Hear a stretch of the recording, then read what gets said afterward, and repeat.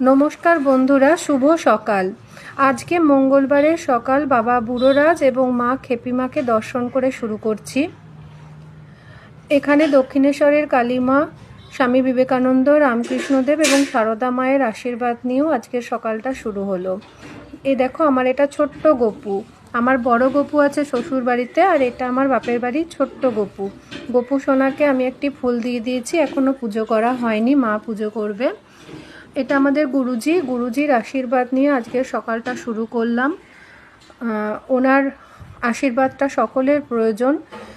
বাবা লোকনাথকে দর্শন করো তোমরা সকলে। বাবা লোকনাথের আশীর্বাদে সকলে ভালো থাকো, সুস্থ থাকো, এটাই কামনা করি। বাবা তো বলেছেন, তোমরা জানো, যে রণে বনে জলে জঙ্গলে যখনই বিপদে পড়িবে আমাকে স্মরণ করিও, আমি রক্ষা করিব।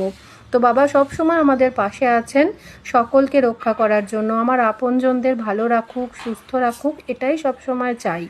আমার বন্ধুরাও ভালো থাকুক। এই দেখো, আমার মা পুজো করছেন। তো মাকে বলেছি, মা যেন আমার সব বন্ধুদের সুস্থতা কামনা করে ঈশ্বরের কাছে, সকলে ভালো থাকে, সুস্থ থাকে, এবং আমার মাকেও যেন ঈশ্বর ভালো রাখে, আমি এটাই চাই।